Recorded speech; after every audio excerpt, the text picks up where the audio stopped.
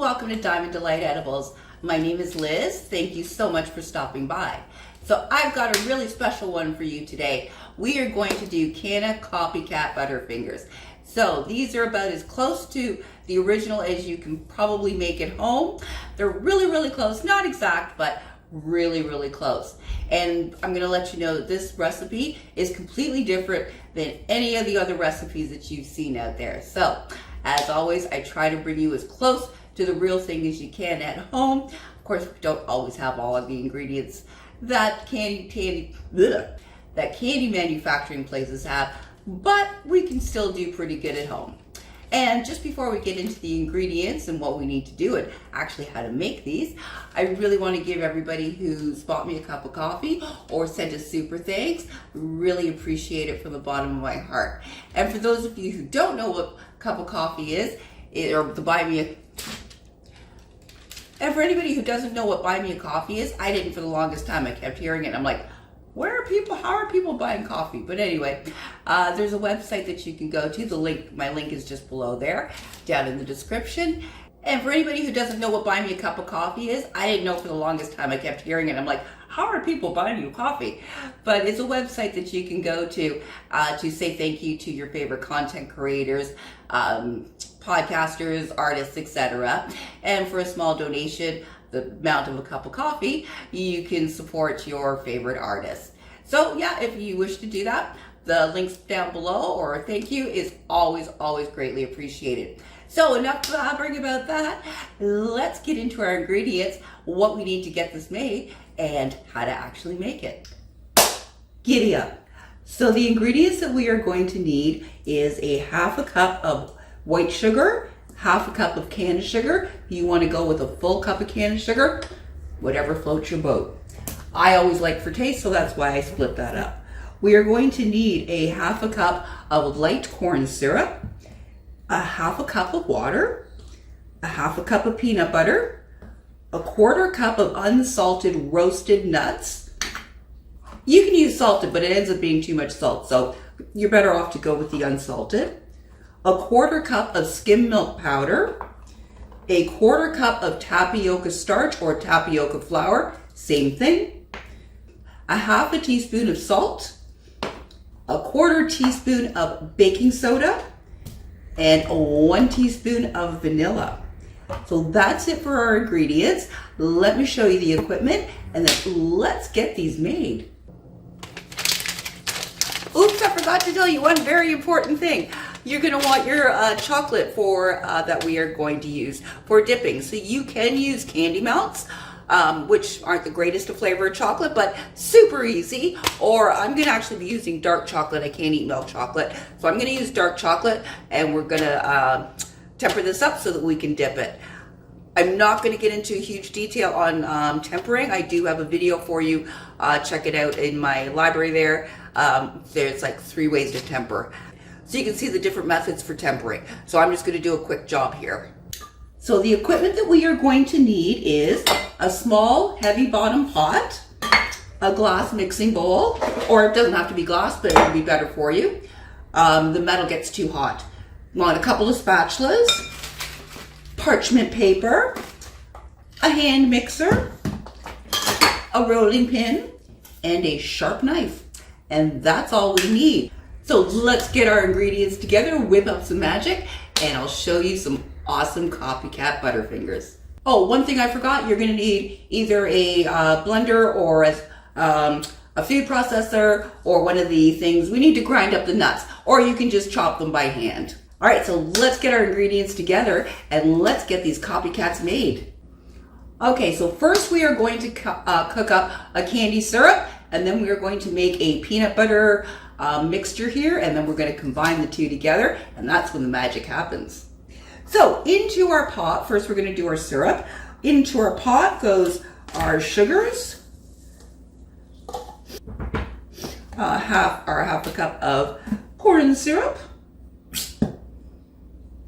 our half a cup of water, and we are going to stir that just until everything, the sugar and the water, combines together. Then we are going to put this on put it on our stove on medium-high heat.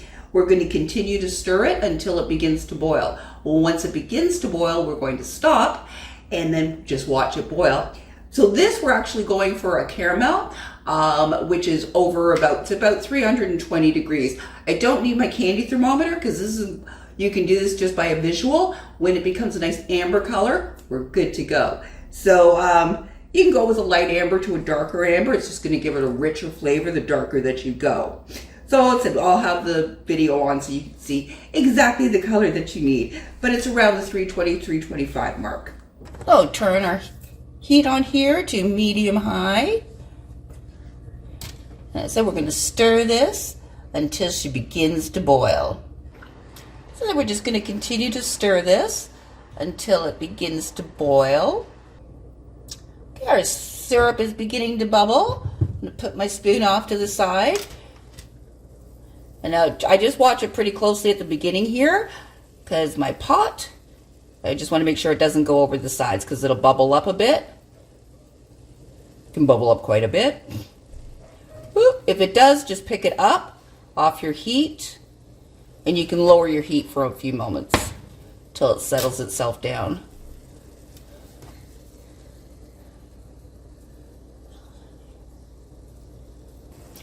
So we're good now. I'm going to turn it up just a little bit. And as we're going to let this go until it turns a nice amber color. So it takes probably about 7 to 10 minutes. So meanwhile, we are going to work on our peanut butter filling. All right, so get your bowl and get your peanut butter, or half a cup of peanut butter. And we are going to put this into the microwave for about 7 to 10 seconds. We want it to get it nice and runny. Oh, our peanut butter here is liquidy. Ooh. Now we are going to pour in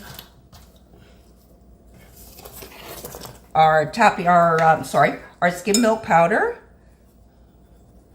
and our tapioca. I'm not going to put it all in it right now. I'm going to put in a bit of it, over half, and mix that together. And we want to mix this, get this to a texture of like a paste, a thick, very thick paste.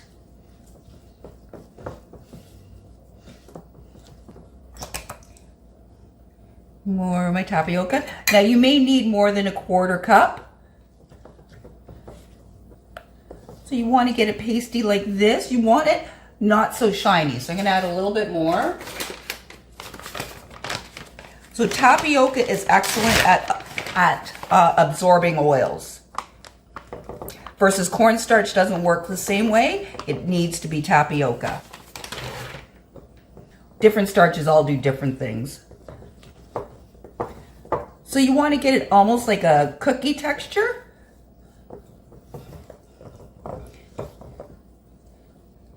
Kind of like that. And now I'm going to heat this up in the microwave for 15 seconds. Now you want to get your hand mixer, and we're just going to whip this up.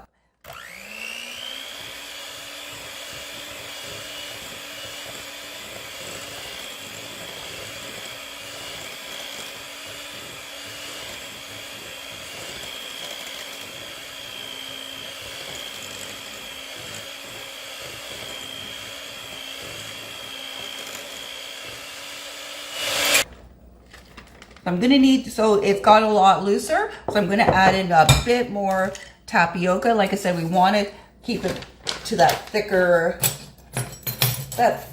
texture consistency.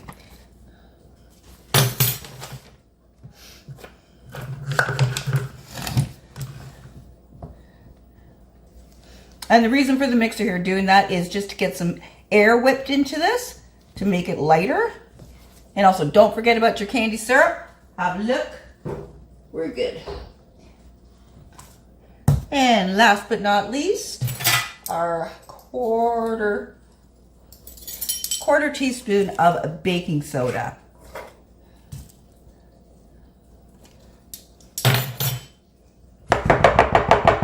And again, that's going to give it's going to give the candy some lightness without making it sponge toffee.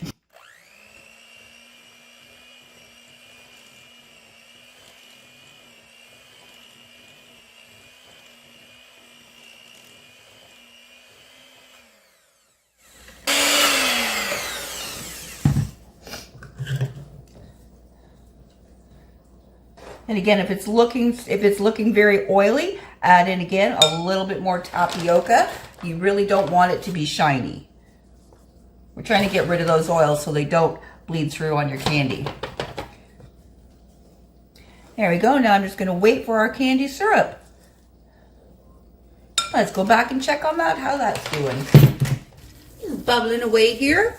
Now, if you see any buildup on the side here, you want to gently scrape that down back into your pot. That there. You want to make sure that gets mixed back into the pot.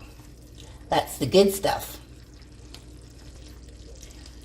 So our sugar is beginning to turn in color. It's getting yellowish, starting to get on its amber way.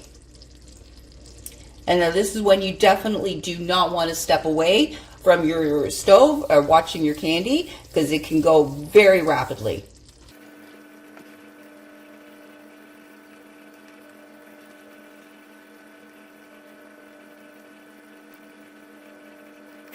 The sugar syrup getting a little bit darker as more time goes by, getting richer in color. So at this point, when your candy starts looking like this, around this color, you really don't want to step away. You want to keep a very close eye on it, because it will go very quickly. And if you get distracted, you're going to come back to burnt sugar. You don't want to do that.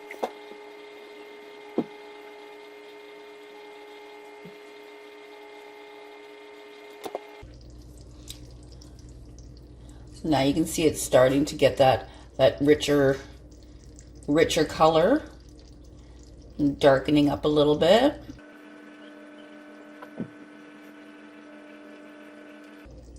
Now at this point, it's caramelized. It's about how rich you want that to get. So we want to get it a nice rich before it burns. We don't want anything near burnt. Burnt sugar tastes disgusting. And there's literally nothing you can do to hide the taste. So if you burn your sugar, just scrap it. I think that looks pretty good. I don't really want to push it much further. So I'm going to pull it right here so you can see that. Off goes our heat. Back over to our peanut butter bowl. And we're just going to wait for this to just cool down a little bit. Meanwhile, I'm going to add our half a teaspoon of salt. Actually, I'm going to back that off. I'm just going to go a 1/4 teaspoon of salt. I think a half teaspoon is a little too much. You can always test that out. If you like it a little bit saltier, you can definitely adjust that. Get that stirred in. Oh, look at that color. That lovely amber color. And we're going to throw in our vanilla. So a teaspoon of vanilla. And yeah, it'll bubble up like that. Just be careful. Get those mixed together. And now we are going to pour a little bit, about a 1/4 of it into our peanut butter. And we're going to fold that in.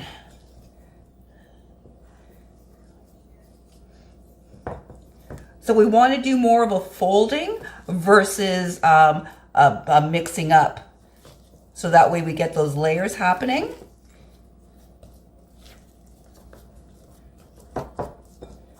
And add in a little more.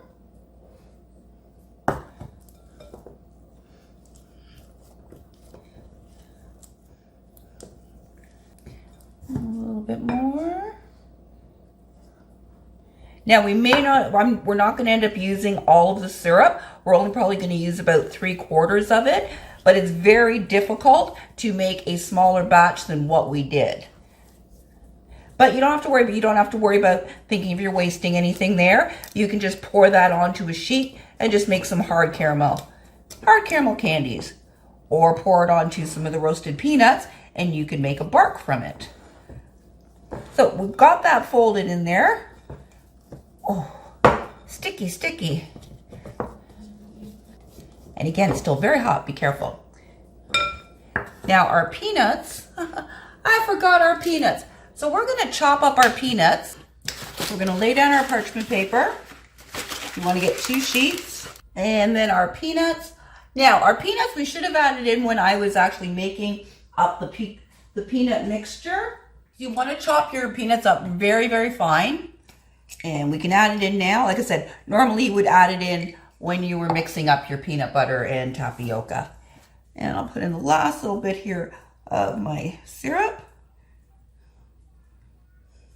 And then with this little bit extra, I'm going to, before it completely solidifies, grab some peanuts, if I could find them. Throw down a handful of roasted peanuts here, and the rest of our syrup. And look, peanut brittle.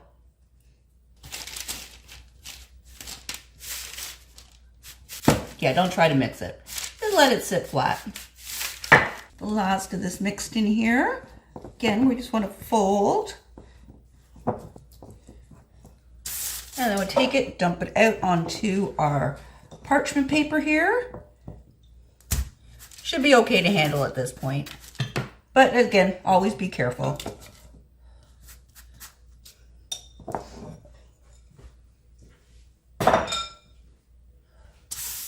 Take your other piece of parchment paper over top, grab your rolling pin, and just gently roll this. So we want to go about a 1/2 inch thick.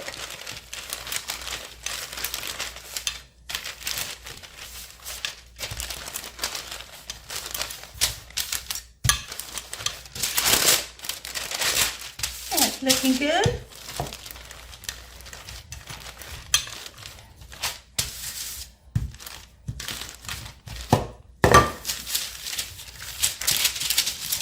Fairly even. Pull that back. I'm just trying to shape it a little bit, make it so our cuts will be nicer. And again, if it becomes too hard, if it's too solidified for you to work with, put it in the microwave for about 10 seconds, 10-second intervals till it becomes workable again. And you just take your knife, and we're going to make about 1/2 inch wide cuts.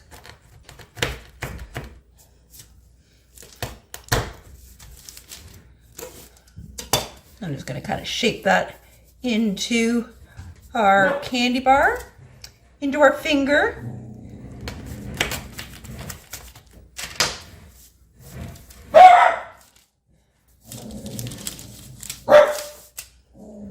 So when these completely cool, they will firm right up.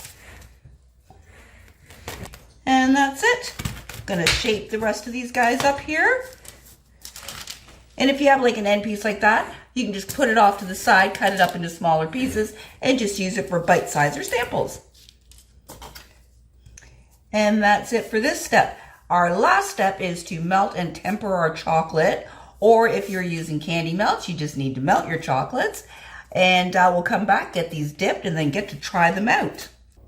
All right, so I've got my chocolate ready here. I didn't go through the whole melting and tempering. I do have a video that gives you 3 ways of how to temper. It's just a whole long other step, and it's about another 20 minutes it adds on. And since most people have the attention span of a gnat, I can't put all that together. It's just too much info. So definitely check out if you want to learn how to temper, or as I said, use candy melts, way easier. So you want to get a dipping tool or a fork, and our candies now have formed up nicely. So we just dip her in, flip her around. Whoop, she broke. Be gentle. Shake off your excess.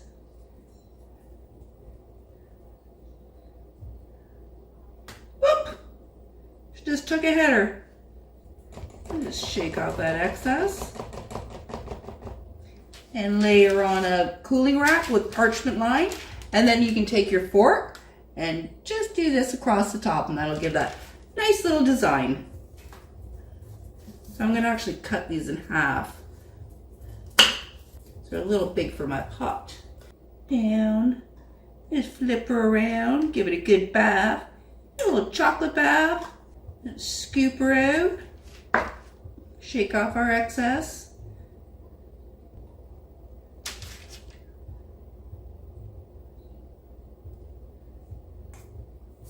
And I'm going to keep doing that until all my chocolates are coated up. Then we'll be back and give them a try. All right, they're all set up. Check them out. Look. And now the test of resistance. Check that out.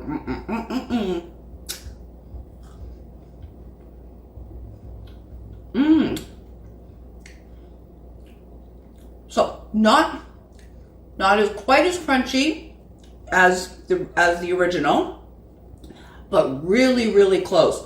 So probably increasing the syrup would give more of that harder candy crunch. But other than that, it is really, really, really close. Oh, they're wonderful. All right, guys. So that is all I have. Oh, sorry. Let me tell you. To wrap these up, you generally always want to wrap chocolate up in tin foil. There are special chocolate tin foil wraps that you can get, but simple. Put her down, wrap her up. Shiny side in. So you can do that, or you can just use those cello bags. But you're always better to put it in the tin foil. But if you're just doing little bites, you can just do that. And there you go. So guys, that's all I have for you today. I hope you enjoyed that tutorial on how to do Copycat Butterfingers. And if you have any questions, as always, please put them down below. Your copies and thanks are always appreciated. Thank you so much for joining me today. You have an awesome rest of your day.